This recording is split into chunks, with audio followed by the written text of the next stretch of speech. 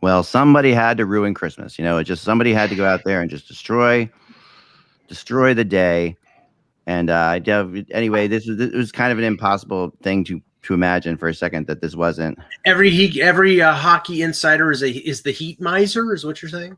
Yes, it's the NHL did not want this to get out, obviously, but there's too many different people out there with too many different connections and too many people with anger issues, and there's all kinds of things. So we have a lot of players to talk about. We're going to also do a show tonight at 8:00. Talk about, because we may see some trades come down. We might see some other things come in. I mean, we are still in mega mode right now. Like, my focus has already shifted away from this. Well, why don't we do this? Yeah. Why don't we do this? Because I think that we can talk about who gets picked tonight, but the two things that came out this morning that I thought were the most interesting and will have ramifications going forward were the report of the two contracts that Seattle are going to sign. One was the Adam Larson deal, which was 4 years, reportedly at $4 million.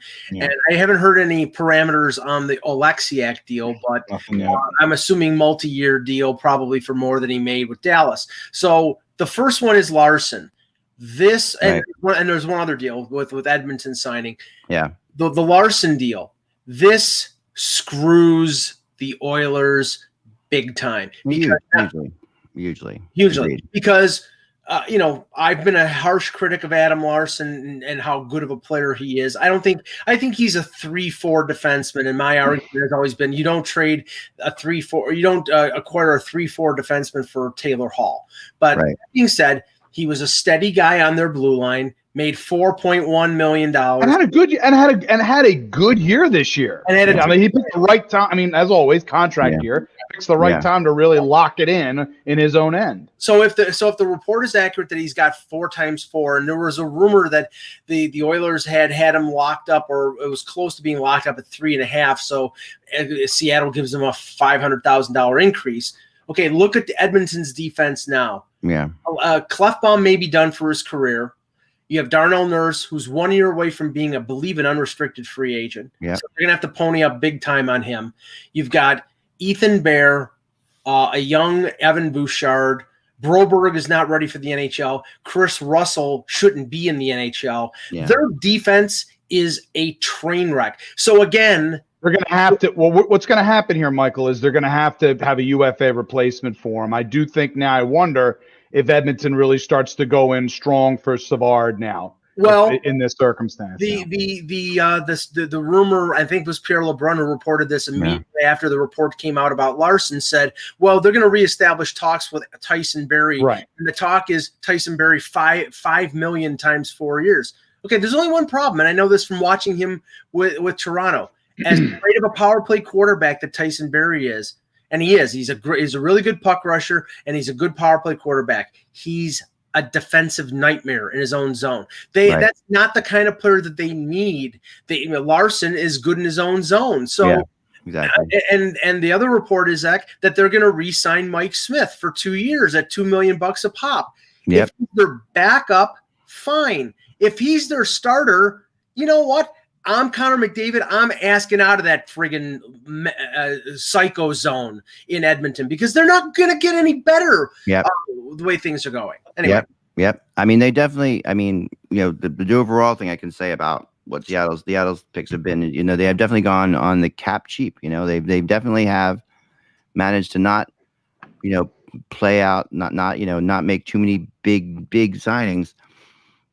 Other than obviously their own within the organization with obviously with McDavid and with Draisaitl and everything and obviously term on Nugent Hopkins as well. Those players are still there, which is all fine and plenty of talent level there. But the defense again, you're accounting for Nurse, Bear, good. They're solid defensemen. Bouchard I like, but again, still young. They need a veteran stabilizer in the worst way. Yes. I think they need two. I think they need two veteran stabilizers. Yeah. Now, the Giordano thing has been flying around today, different reports, but it does sound like he has been selected to go there, correct? Yeah, well, right. I mean, I've heard a couple different sides of that today. There's been, I know Rick Carpinello mentioned something from The Athletic, mentioning something about, that one of the ways that they were going to try to keep them away from Colin. I got to see what the exact tweet was, but they don't want to get to Blackwell. And I think there's been talk about potentially that Giordano could get flipped. Here's the tweet. Hearing Seattle is going to take Colin Blackwell from the Rangers, but there could be a trade in the works for Giordano that changes the pick and allows the Rangers to keep Blackwell. So what does that mean? Does that mean? I mean, I'd have to look at what does that mean exactly? Yeah, at the Rangers expansion list, but that could mean some younger player that they did left unprotected instead of Blackwell. Julien Gauthier might be an option, or well, they had Howden on the list, but then I think they traded him. But yes, right, Howden's in Vegas now. Yeah. So, I mean, let's just say this. I think that this is not a good look for the NHL. I mean, there's no reason we're going to do it because we're going to have a podcast tonight and we're going to watch the broadcast. But honestly, it's so anticlimactic now. The only thing to watch now for is trades. Yeah. And I think there will be trades, and I think there'll be. You think it'll happen this evening? There will be announced trades this evening. I'm almost feeling like they're just going to go through their picks. That's the show, and then in the coming days, I think it'll be more likely any announced trades tonight. I don't think so. I'm doubting on that, and I think any side deals, supposed side deals, I think will be in the coming days. Yeah, well, I mean, that's not how it worked. Okay, maybe things are different, Anthony. But if you remember, and I think you weren't there yet, you came in on Friday. But when we were in Chicago, when the Vegas expansion draft, the trades were announced that night. Okay, so it could happen, but it doesn't. But they don't have to be necessarily. No, they don't have to be. Right. But so it might hear something tonight, but it's not necessary. It's not very easy to keep things under wrap. I mean, this Well, that's the thing that's the thing that's sort of disappointing here. I mean, okay, the NHL is not probably going to have another expansion draft for a long time, but when you do it, don't schedule the roster limit, the picks at 10 a.m. for an 8 p.m. Release, because Frank Cervalli and Elliot Friedman and Pierre LeBrun have connections with the league, connections with the PA, and that's going to get out. And now all the suspense is gone, really, except for the trades. All the suspense is gone. Yeah, I mean, but the reality of the suspense of this, I think, dulls in comparison to the suspense of what's to come. Yes, I mean, this is exciting.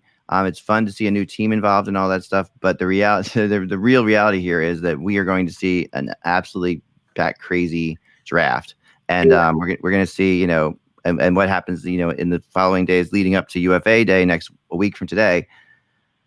This is, I mean, there are a lot, and I think what we saw with a lot of the Seattle picks today, and my initial thought to this is that, the Seattle picks today are actually setting up more trades, because some teams that thought players were going to be taken are not seeing those players go, and they want those players gone. So the price on certain players is going to go way down. Well, this is the thing that's interesting here, and we haven't heard of all the picks. We've heard of some, maybe most, but not. We're still missing. I mean, and I don't think Borgen actually. I haven't heard of Sabres pick yet. Well, supposedly, I think Rachel Dory had mentioned, was one of our guests previously on Off Post. She had mentioned that Borgen had posted something in his Instagram and very quickly deleted it, that he was going to Seattle. Yeah. So it was quick, but Which that's what we thought, because the pickings were slim. It's technically not official. Maybe he thought it, and then the Sabres said, "No, you're not going." Well, who knows? Other than Jordan Eberle, which is rumored to be the pick for the Islanders, I don't see many players that are really big salaried guys. And Giordano's one. Giordano's one. But Gordy's certainly. And Gordy's certainly not even official. He's not super cheap, no. And there are rumors. Did they announce Gord? No, there was nothing yet with regards to Gord. It's still out. We're joined by Kevin Allen here, and Kevin, how are you doing? Doing great. What are we going to watch on TV? I know. Mhm. I know. So What are we going to talk about? We're going to try to talk. We're going to try to do a quick show tonight, and this is I don't know. I mean, well, there'll be. Don't you think there'll be some that won't get out? I think some won't get out. Well, so far, it seems like almost Right everyone. right now, it's about 20 that are out. I mean, I think there's 23. Yeah, it's like I think that's about right. Yeah. right. But what I was saying to the guys before you joined, Kev, is that in 2017 when we were in Chicago for the NHL draft,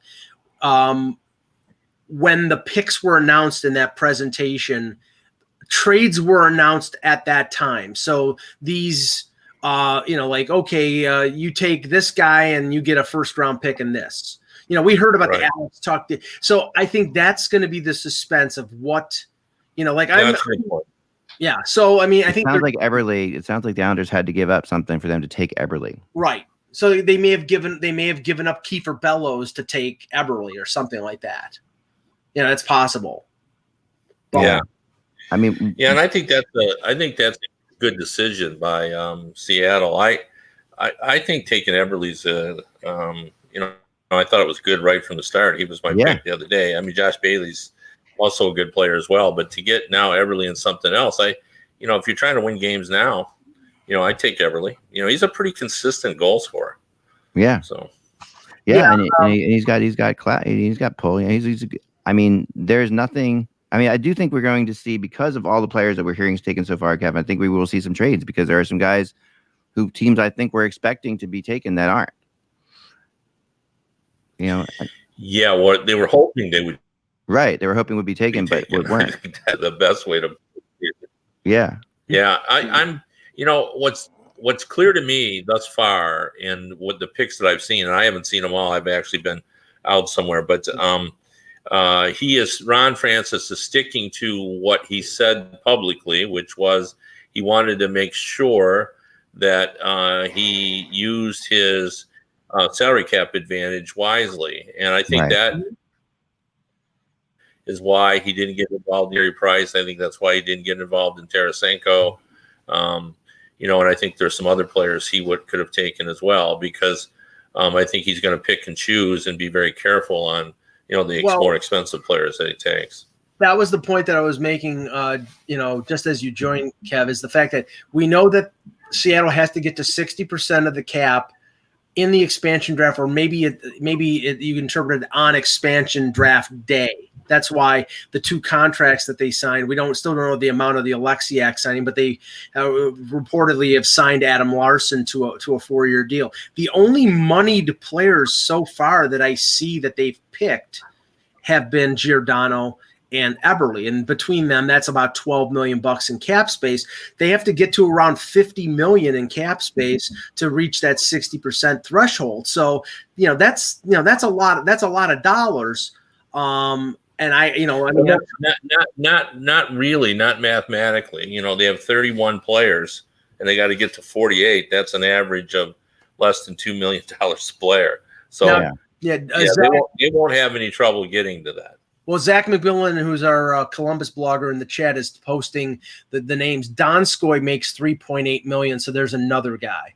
They'll probably make the $50 million. But the one thing I found interesting, and now they're only choosing the 3 goalies, Vanacek, Dreger from Florida, and the third one, Joey Decord from Ottawa. All relatively cheap. They didn't go for Holtby. They didn't go for Priceak.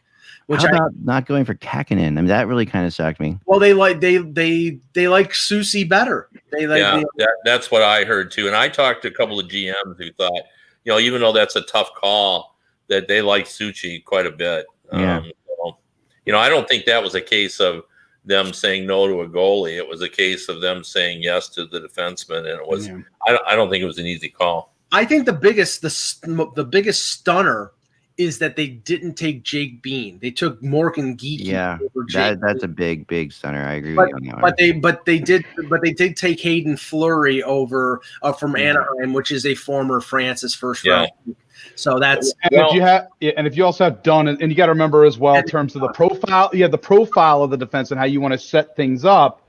And Dunn, leans more, I believe, towards the offensive end of things, right? He's more of an offensive defenseman in this case. He's a power play quarterback. More of a power play. So in this circumstance, it makes a lot of sense that they would go that route, and not necessarily go after Jake Bean. And they did take Dunn, or they didn't? They did take Dunn. The report is they did take Dunn. That was their pick instead of. Well, here's what I would say about Bean, and I know Russ likes him, but he really hasn't developed the way everybody had hoped he would develop. Yeah. So, I mean, I think there's still a little question mark about how good he's going to be, where I think, everybody has seen enough of Dunn to know that he can be very effective. And, there are other players that I think they saw on because they are limited. Obviously, they can't just take, half defensemen. Right. 2 years ago, he won AHL Defenseman of the Year. But to your point, he probably should have been in the NHL as a consistent player by now. Yeah. The interesting thing here, Kev, is we now know why at the deadline the Hurricanes traded Hayden Fleury for Hakanpää. Hakanpää was a UFA, but he was a good defensive defenseman. They knew they were going to lose one of Fleury or Bean, and they got something for one of them at the deadline. And now they didn't lose the other one. They lost Geeky. And, that probably doesn't hurt them as much because they're fairly deep at forward, but not, then they're deep at defense too. They're just not deep in goal. Yeah. I mean, I'll tell you, the guy that really shocks me is them taking Mason Appleton over Dylan DeMello. And but again, you're looking at it yet again. You have to see how if they value Dunn over a DeMello, over a Gostisbehere. If you're trying to if you're envisioning your blue line going forward and the roles that you're going to put them in. Yeah, Appleton does make sense in this circumstance. They actually got pretty. If this is the reported. The right wing depth is actually not that bad. And looking at this, if that is going to be with their picks, and Eberle, Donskoy, Appleton, Pitlick, and Bastian, it's solid. Yeah, if those are the picks. Yeah, that's a good point. No, I would say that. And I think that was another case too, where I think they could have liked both players, but it's funny. DeMello's contract, you can look at it two ways. Like you could say, well, it's great. It's 4 years. He's locked in. You don't have to worry about him. It's $3 million. That's not a whole lot. On the other hand, if you're Francis and you want to keep it low a little bit so that you're open next summer for free agents and such, then you're thinking, but I can get a cheaper option here. And DeMello is, even though he's a 20-minute defenseman, he's just dependable. He's safe. He's efficient. Yeah. Think of it this way. As Kevin said, DeMello's locked up for multiple years at a decent number. But Appleton's making $900K. He was on their third line with Kopp and Lowry. He's really attractive. Okay, maybe you keep him. Maybe you trade him. And $900,000, a player like that, like say Tampa, that's a cheap replacement for a Barclay Goodrow that could play on your third line, and you give them a prospect. And that's probably what they want are young players. Maybe they keep Appleton, but I think there's a lot of horse trading here. Maybe Vince Dunn stays there. Maybe they ship him someplace else and they get 2 or 3 youngsters. They've got to fill out not only the rest of their NHL roster, they have to fill out an American Hockey League roster. So they need 2, 3, 4, 5 minor, at least that maybe 10 minor leaguers because they're sharing an affiliate with somebody. Right. And I think some like a Twarinski, a True, Bastian are kind of in between, although Bastian's an NHLer for sure. But Twarinski, on the other hand, he's in between. He's had a few cup of coffees with the Flyers over the last 2 seasons, and has been an injury replacement player. Yeah, but he's your classic AHL, on the train. That's a shocking pick from Philadelphia, though. I believe, that one I think has Dave Haxtell's hands all over it because he was. But that's all I have to say about that. I think they were looking at it as an organizational depth pick. Yeah, it was a surprise here too. But again, I remember Haxtell having positive things to say about Twarinski, and a couple of years ago he just narrowly mismaking the roster out of training camp. I'm not going to be screwed by taking Voracek or JVR. Well, again, and I said this to someone earlier. I said they were not going to get backed into that corner, and they didn't Ghost enough to take him in this circumstance where they probably felt Dunn could play that role, and that potential role that Ghost might have played there. Well, here's something I think is interesting. So I asked one of the couple of my people today just this question, because we saw looks like Dreger's going, right. Larson's going, because they're announcing their signings today. They are the picks. They become the picks from those teams, right? Mm-hmm. And I asked another GM in the league. I said, well, what keeps the team from working out a deal and not announcing it until next week? And or not officially signing it until next week, so that they can also take a player off your roster, that they can take a player off your roster and sign a UFA. Is there something in place? Because I figured there had to be something in place for that, to keep that. Why, otherwise, why are they announcing the Larson signing and the Dreger signing now? Why don't just work out something with them, because they can talk to him now and say, hey, we're also going to take this guy and this guy. And the GM came back to me with nothing stopping them from doing that. The system sucks. The teams are screwed. That's what I got back. So that actually could happen. Now, it didn't happen in some cases, though, Larson and Dreger. But that's why I didn't understand the Dreger. Why not just wait till July 28th and sign Dreger? But here's the thing. The reason that they wouldn't do that is they think, okay, somebody else, they don't want to get into a bidding war over him, right, with somebody. They think somebody else is going to go higher. Right. It's not that they're worried, and will Florida keep him? I don't think they were worried that Florida would outbid them, but I think they were worried that somebody else could potentially outbid them. But here's the really interesting thing. They've been talking to Landeskog. They were talking to Schwartz, Jaden Schwartz and Landeskog. They didn't sign either of those guys, right? They were talking to Dougie Hamilton. So they went out, and it looks like they're going to get Donskoy, right? And they're going to get Dunn. Mm-hmm. And Carolina, they're going to, we just talked about that. Morgan Geekie. Right, Morgan Geekie. And Chicago, they're apparently taking John Quenneville, that's right. There is nothing to say at all that they couldn't still be getting Landeskog, Schwartz, and those guys. And I think that's something to consider. No, they said it could be they could wheel back to them once the free. And they could just say to them, listen, if you're talking to Landeskog, we're going to sign you for this, but you know what, we want to, it'll be better if we wait, because we can get Donskoy from as well. So let's wait, and then you're coming to a better team. Yeah, what I think that's really about is that with some they're going to say, and I was going to bring this up about Adam Larson. I don't understand Adam Larson signing today. Right. Unless there's something about Seattle, maybe he loves the Space Needle, he loves good coffee. I don't really know, right. But it makes no sense for a guy like Adam Larson, who would be very attractive on the free agent marketplace, to sign with them and not wait to see what was available. Well, that's right. That's the question, Kev. If he was getting multiple offers from multiple teams, then you're exactly right. This is why I asked you this the other day, Michael, when I texted you. Right. I asked you about Larson because nothing had been announced yet, and it was getting tight to the Seattle mark, and now this has happened. Yeah, it was out there that he'd been offered a 4-year deal from Edmonton to $3.5 million, which was a $600,000 decrease from his previous deal. Right. And it sounded like he was the only one out there. That was the only offer out there, because otherwise, why would he be taking a pay cut? Not everybody cheats. Yeah, they can't be. I know that's hard to believe, but so nobody can offer him any money. Yeah, not legally. Now you're right. Word gets out there. Right. Like what's happening. But, as one GM said, not everybody cheats. No, some do. Especially is really, I talked to somebody about that too. And they said it's impossible to cheat this year because of what you're talking about. This year, the real advantage that Seattle has is that they can talk early. So if anyone else. Right. But if you're a top free agent, that's about with Landeskog. I'm absolutely positive.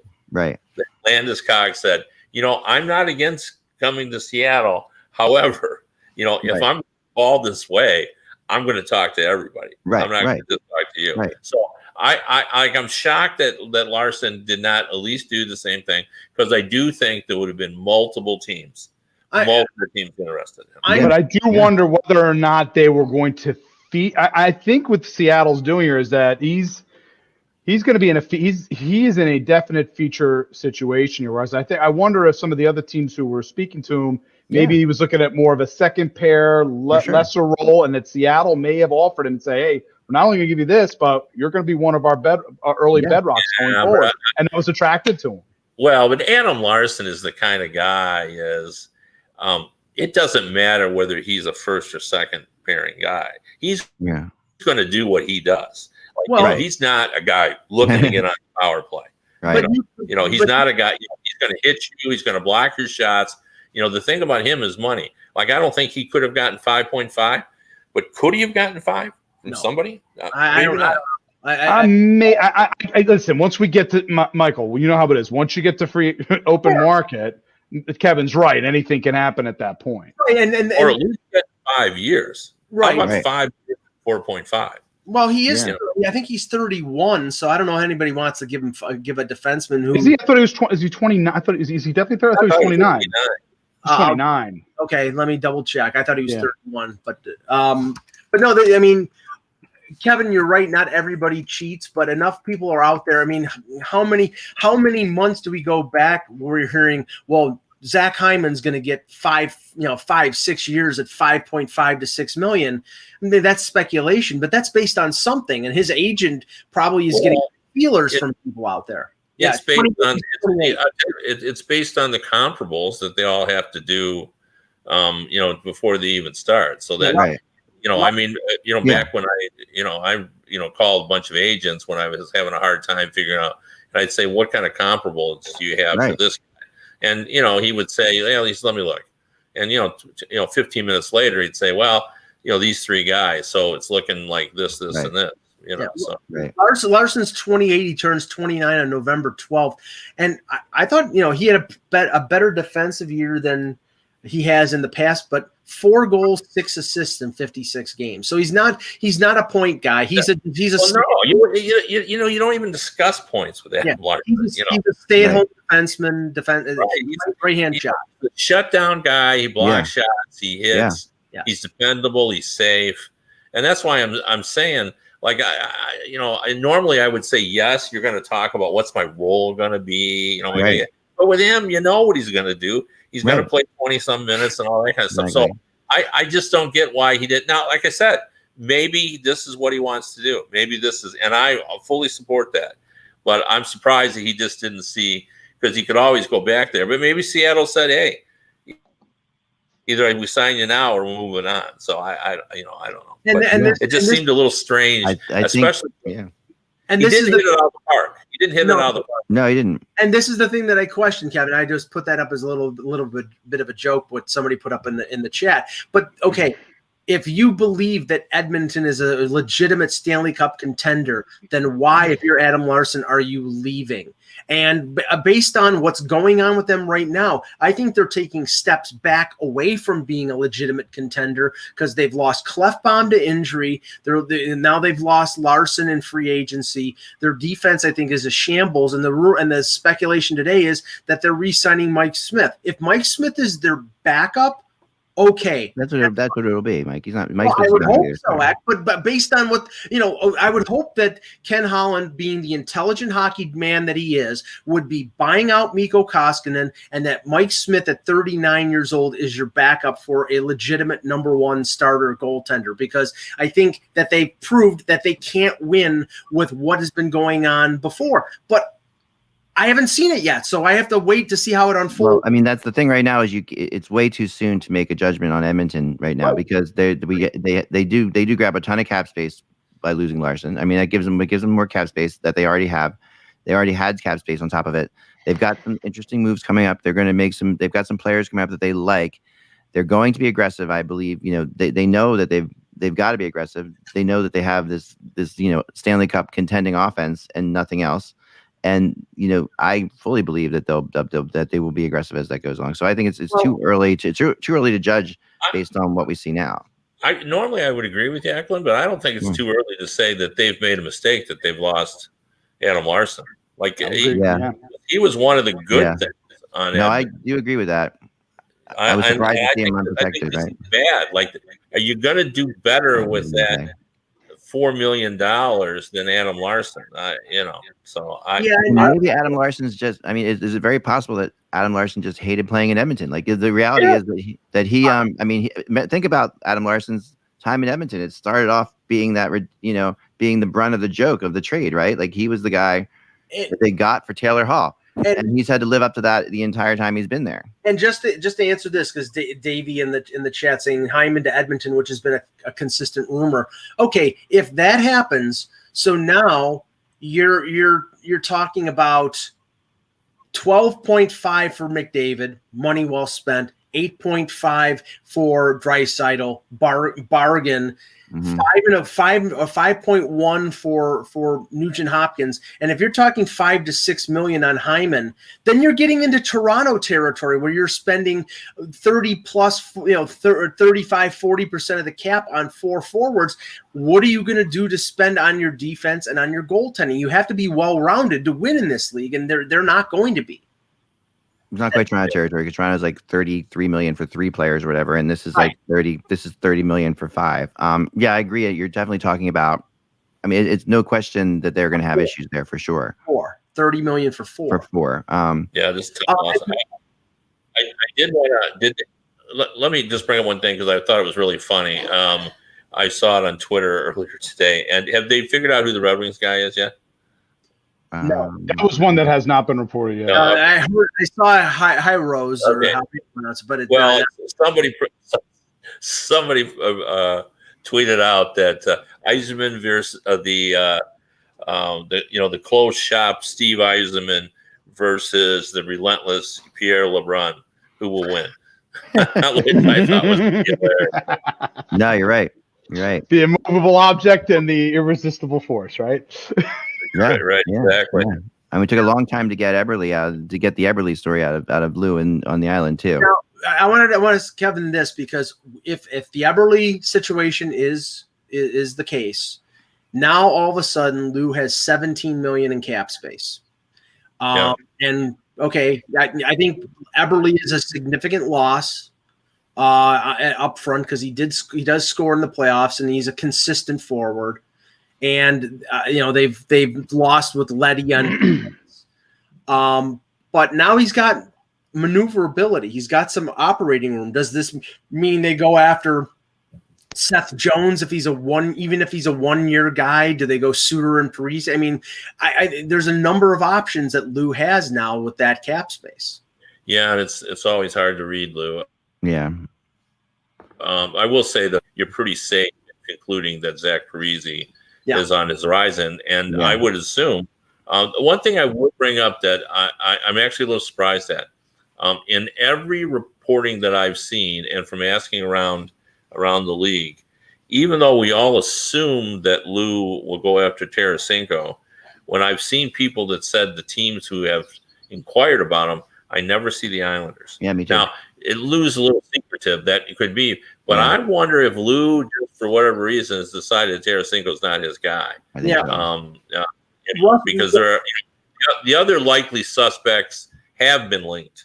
To him, So Russell talked about it tonight on the show, but I know that when we talked, he expressed some hesitancy regarding Tarasenko, even though the reports have been out there that the shoulder is fine now. This is the 4th surgery on his shoulder. He injured it back in the World Junior time, and I think this is the 3rd surgery on that shoulder since the beginning of his NHL career. So he may be 100% and fine and good, but he's got 2 more years at $7.5 million, and with that uncertainty there, that might scare away certain teams. Yeah.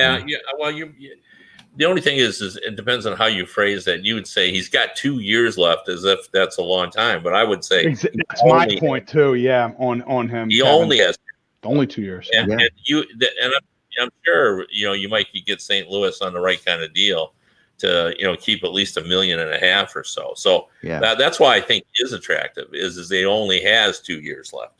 Yeah. So instead of by the way, what did we hear about what the Predators guy was with Yarncroc, which was expected? Yeah, Yarncroc.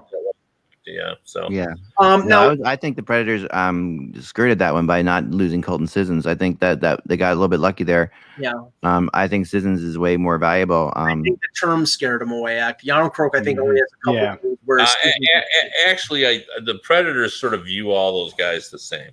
right. Yeah. You know what I mean? Like they do like Sissons, but they like the Iron Croc.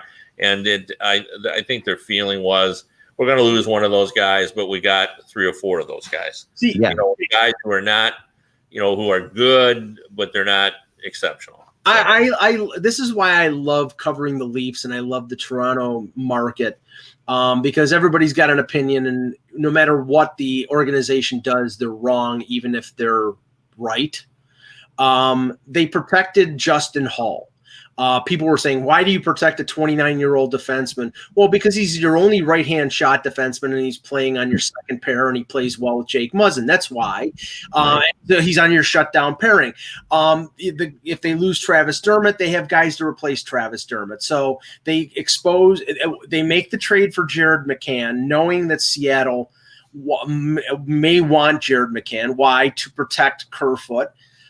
Because either they want to keep Kerfoot, or his contract with a heavy signing bonus is $750,000 in money and $3.5 million against the cap.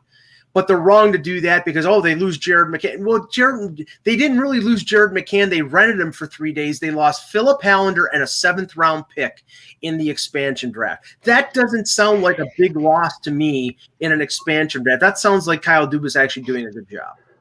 Yeah. Yeah. So, I mean, do you think that they're going to now turn around and move Kerfoot? I think they're going to move Kerfoot. I think both of those guys could get traded. Now, I don't know why you would move Kerfoot. I mean, I don't understand why Toronto wants to move the players to play best for them. Well, it was one playoff. He was an underachiever for 2 years, and he had one good playoff. But the thing, I think they could be in on somebody like Connor Garland, who they like, and Arizona probably wants to trade Connor Garland because he's gonna hit the jackpot, and they don't want to pay the money to Connor Garland. Whereas Kerfoot, making probably around the same cap hit that Garland will make, they can pay league minimum, so they save almost $3 million. Yeah. And not to say that Kerfoot is as good of a player as Garland is, because he's not. But with Arizona, everything right now is dollars and cents. So. Yeah. I'm not saying I've heard anything. I'm just saying it would make sense if there's an Arizona-Toronto deal down the line. We had a lot of discussion here about Jamie Alexiak, who looks like he's part of today as well. Yeah. I thought, like you guys know, I was big fan of Alexiak, and I think that he's going to be. I think that was a majorly good move by them. Yeah. To grab him. Now. But another one that I don't know necessarily why they had to do it now and why they couldn't wait in a similar way to what you're saying with Larson. But maybe there was just a bigger market, or there was. I know that you said that Montreal was interested in Alexiak. Yeah, I know Dallas wanted to keep him too. So, but now Dallas is rumored to be shopping John Klingberg with a year left in his contract before he becomes a UFA. And the other thing. And we've heard, this guy's in our rumor Hall of Fame, Rasmus Ristolainen. According, I think it was Pierre LeBrun that reported Montreal being interested. They need a right-hand shot to replace Weber, and Winnipeg, who they just need a right-hand shot. They've still never replaced Bufflin. So yeah. But the asking price supposedly from the Sabres is a first-round pick and a prospect. And I don't know whether they can get that for Ristolainen. Yeah. I did hear today a little bit of a couple of rumors. One, we have Patrick Laine signing looks like he's going to sign his qualifier, which is out there. That's been out there for a while. He's walking ever so slowly towards that UFA. This is another year. This gives him arbitration rights next year, which is the big thing. He gets a 10% increase with the qualifying offer. But what this is, because he's after his ELC, he signed a 2-year deal. Now this is year 6. He's got 1 more year, and then he's a UFA. So this is Jacob Trouba in Columbus. He's walking his way ever so close to being a free man. And I don't know whether Jarmo Kekalainen is going to say, okay, I'm just going to let him walk to there. He's got to get assets for him if he doesn't sign him long term. 2 other things that I heard today. One, Kevin, was that there was a definite possibility that Detroit would be picking a goalie with their first round pick. Have you heard anything about that? Well, no. I mean, they need a goalie. They're desperate. It's been talked about certainly all, for the last 2 months. In my first mock draft, I actually had them taking him, but they also have a needed center, and I think it will depend on who's there at 6. It's hard for me to believe that they would pass on somebody like William Eklund, who can play both center and the wing. If he's there, I don't think he'll be there. But McTavish could be there. He also may go the pick before to Columbus. McTavish is a Ryan O'Reilly / Ryan Getzlaf style. He's a big center with some offense. So I don't know. What I've sort of been told, but I don't know exactly whether or not this is from Yzerman or not. But most people think they're going to take a goalie in the 2nd round, which would put him in the Goodrow or Tristan Lennox category. Those are 2 prospects from the Canadian Hockey League. So I don't know. I mean, Yzerman, is his own guy. He is not afraid to go off the board. A lot of people have Wallstedt ranked in the top 10, 11, 12 range. But I've also had scouts tell me that he could be just as good as Spencer Knight or just as good as Yaroslav Askarov. Yeah. So if that's the case, they don't have a single goalie in their system. I'm going to start the collection for X Christmas present. Whoever drafts William Eklund, we have to get Eklund jersey. Yeah. Oh man.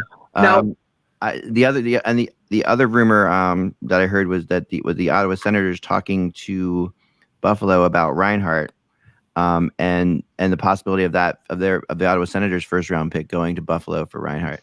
Well, it would have to be a lot more than that, simply because the Buffalo Sabres need bodies, and I mean quality bodies. And if they're trading a guy who scores 25 goals every year, it can't be just Ottawa's first round pick unless Ottawa's. I mean, I don't know where they're. Are they like 6 or 7 in the first round?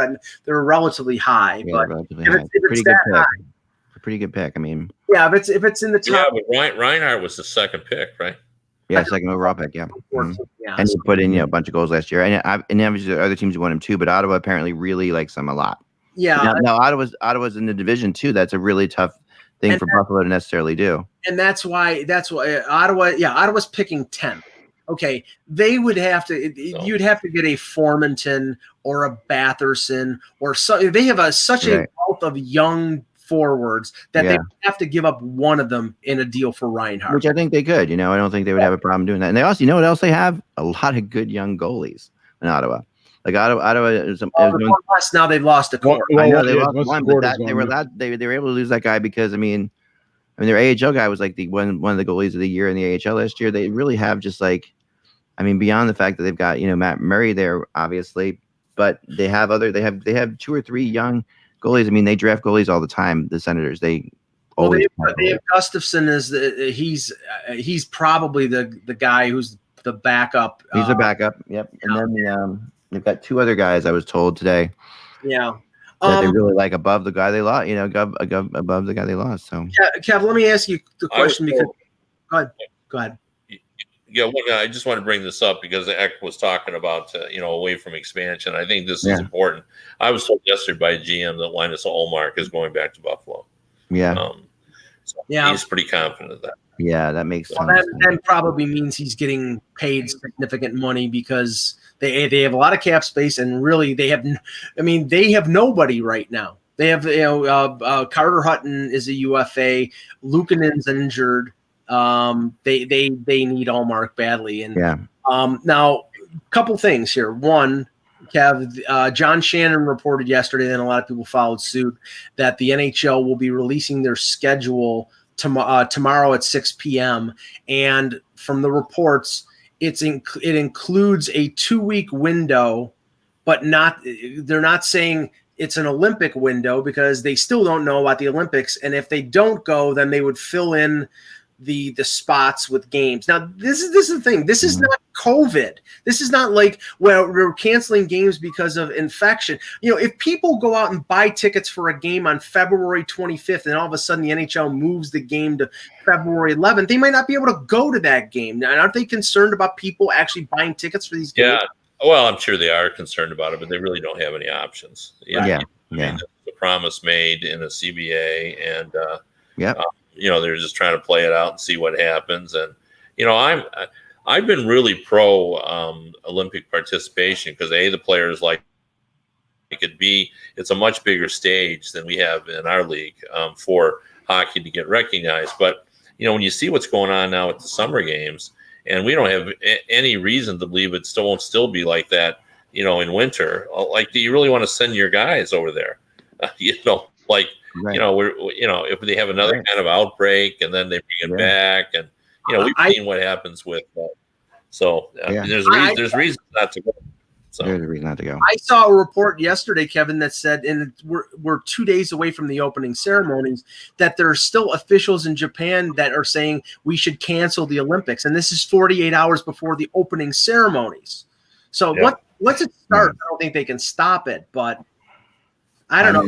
Yeah. Listen, I've seen large events. Like say Australia last year was literally with only hours away from the Australian Grand Prix, and they got through qualifying and everything, and then literally they can't shortly after qualifying they announced the cancellation. So it could be, but again, that was also with us not. It was we were in a different spot with regards to COVID at that. Now here's the other interesting. We lost Eck there. He clicked himself off, I think. Here's the other interesting scheduling note. I've noted this because of the Sabres and the Leafs both releasing their preseason schedules. Toronto normally plays Buffalo every year in the preseason. This year, the Sabres are playing all U.S.-based teams, and the Leafs are playing all Canadian-based teams, which means they're still not 100% sure about the border situation. And today, the Biden administration extended the ban of Canadians coming over to the U.S. until August 21st. And it's probably in response to the Canadian government saying that U.S.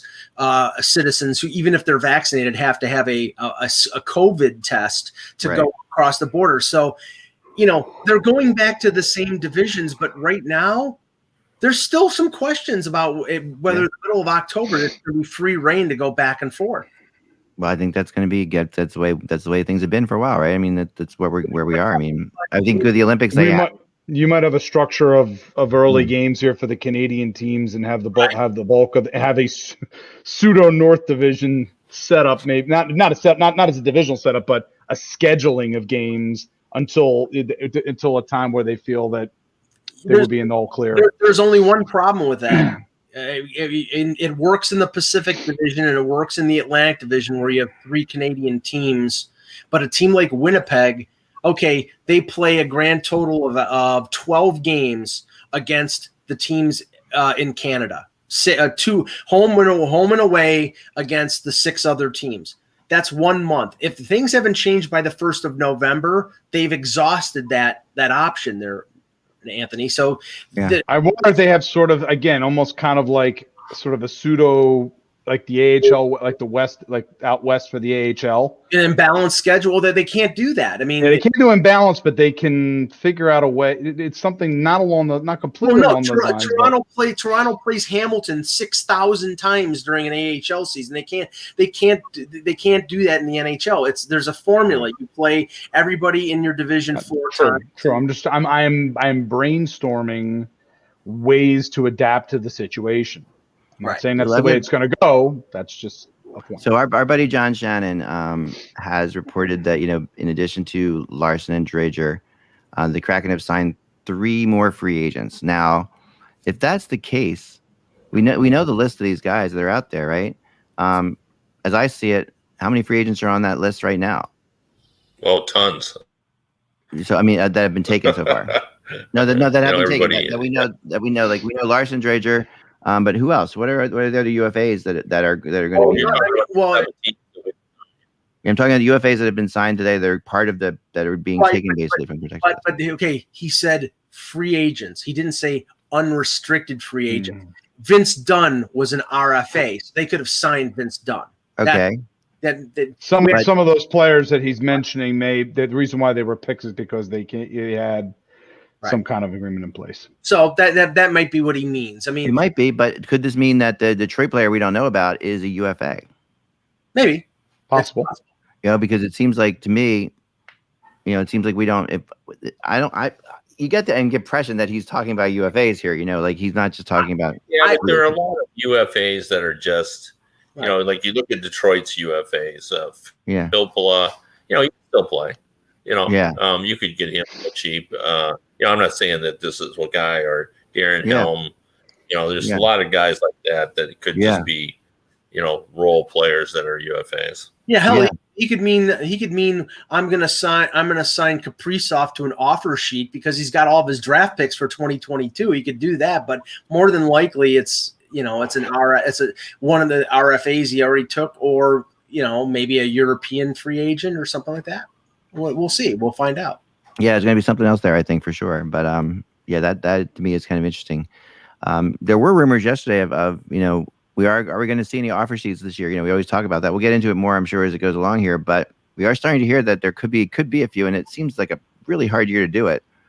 It's always hard to do it, but this seems like a particularly hard year to do it. Last year, we all thought there would definitely be some, and there weren't. One name that was out there regarding a possible offer sheet was Anthony Beauvillier, but now that they've cleared $11 million in cap space with the Leddy move and now the claim of Eberle, I think that's not going to happen because now Lou can match it. So. Yeah, I'm sure there's scenarios out there where teams are up against it and they have an RFA, but I think it's a lot of smoke and there's never fire, and I just don't think that there's going to be fire. Yeah, no, I kind of agree with you. All right, well, that's all the time we have for now. We were only going to go half hour, we went a whole hour, but anyway, I think we got more to talk about tonight for sure, and we're going to see if any of these trade type things are going to play out tonight. And like Mike said last time, we had a lot of trades that were announced during this process. The NHL is going to try to keep it interesting. Let us know what you think. Comment on YouTube. Follow us on YouTube. Please do. Please do. Make sure you go to patreon.com/hockey and support us if you can. We'll be back again tonight. Remember, without the buzz, it's just hockey. We will be your second screen tonight, so tune in.